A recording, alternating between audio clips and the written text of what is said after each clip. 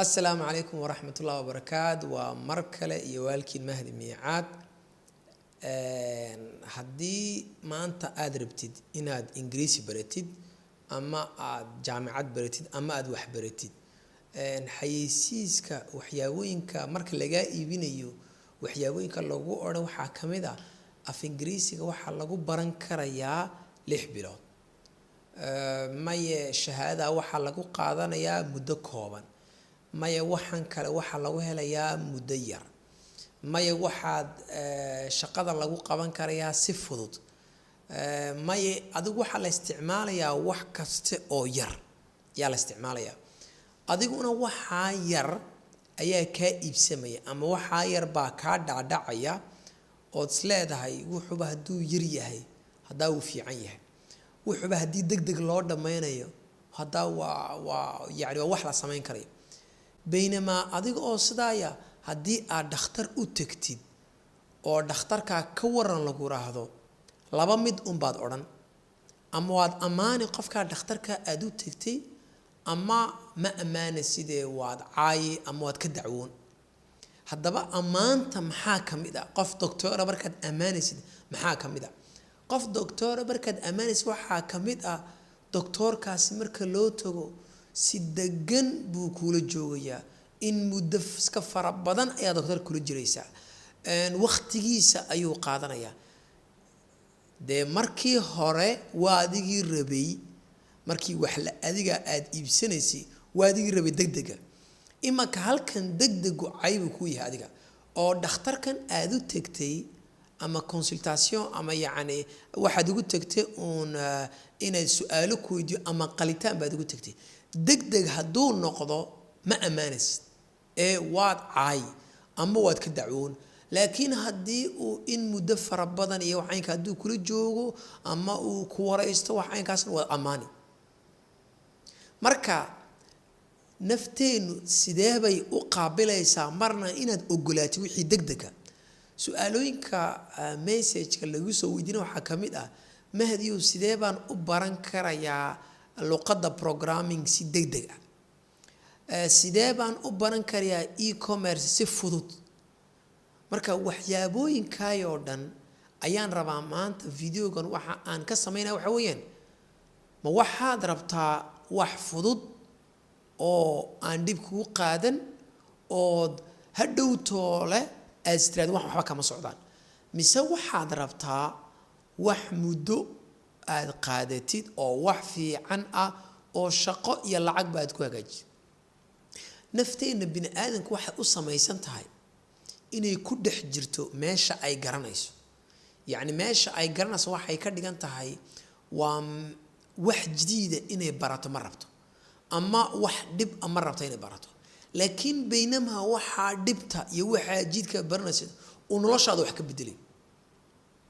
wax kasta oo isleedahay uu adeeg yahay waa adiga ku faa'iido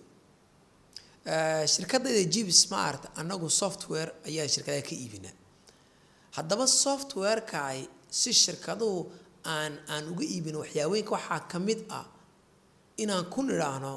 1 month bil ku dhan ayaan ku imanaynaa yoon ku install garaynaynaa oo kadibna free training aan wax bilaash anaga waxba ka qaadin aan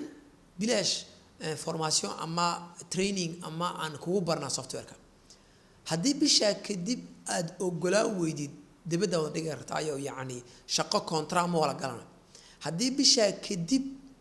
ay systemkii aad jeclaatina wada shaqayntu way naga dhaxaynaysaa marka naftu ma ogolo wax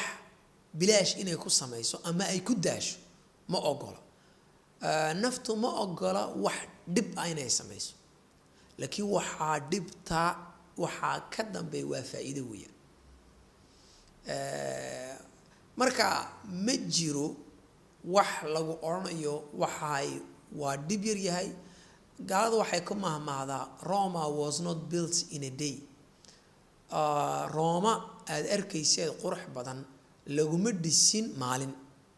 yaani waxay ku cadaynaysaa in juhdi fara badan oo ka dambeeyo way jiraan waxyaabooyin shaqada ku dhib yareynay way jiraan oo video horaan ka soo hadlay oo ahaa imika Bootstrap oo kale ama WordPress website-ka marka la sameynayo waxba ku sii diyaar waxa ku sii diyaar ah kama dhigno waa wax aad customer ka iibin karto kama dhigno laakiin waa wax in aad soo sameyn lahayd ku soo dhibirey xataa waxa jira software waxa jira mar hore waxaan sameeyay video ka hadlaya graphic design sidoo qofka Soomaaliya oo graphic designer u noqon lahaa ama uu ku shaqo tagi lahaa ama uu lacag ku helo videoga dad waxaan ku la tilinayna daawati videoga imaka waxyaabooyinkan kale waxa kamid ah designka sa loo sameeyo website designkeeda loo sameeyo ama mobile application designkeeda loo sameeyo oo xataa waxaanu sameynay WhatsApp oo kale designkeeda waxa jira course idil on imaka wado oo dhawaan dadka umada Soomaaliyeed aan tusi doono waa mobile application ki design ki ayaa loo bedelay development يعني qofkii designer ka ah qofka designer ka waxa weeyaan waa qofkii sawirkii iyo wixii wanaagsan qofka intuu hagaajiyo shirkadda u geeni shirkadu marka iyada ayaa qof kale oo software-kii oo socda ka dhigay laakiin adiga qofku haduu designer haduu yahay adiga waxa laga sugayaa oo kaliya ta inaad application ku sayo ee kan lahayd qofka inaad sawir ku engineer-ku markuu guriga dhisayo shirkadaha loo tagaa oo sawir ka sameeya ama prototype bahal yar oo gurigii u eeg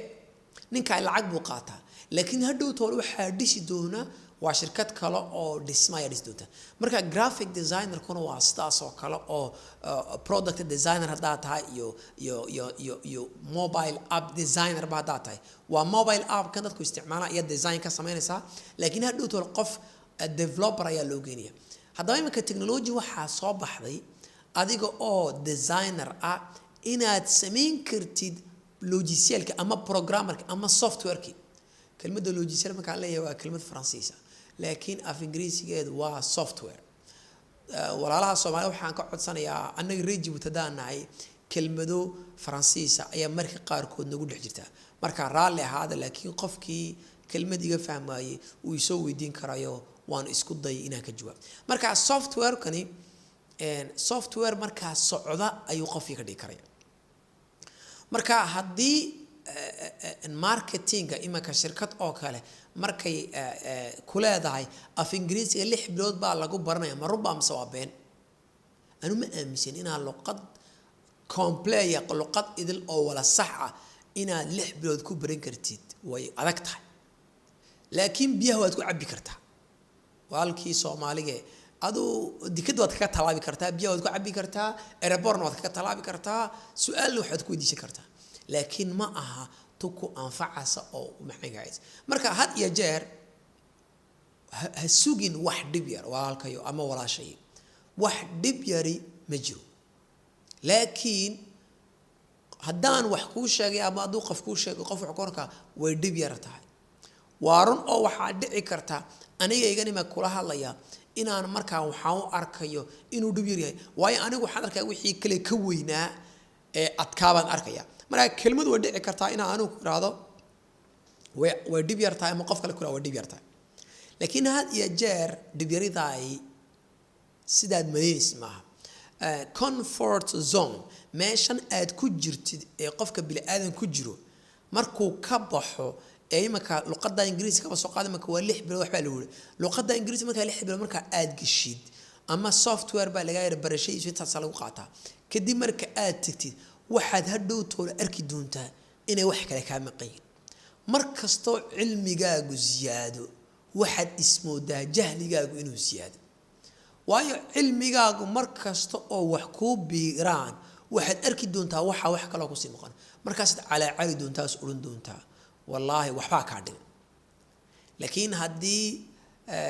sadaka Soomaaliyeed dhibay waxa weeyaan hadii wax yar aad baratid oo inta ku joogtid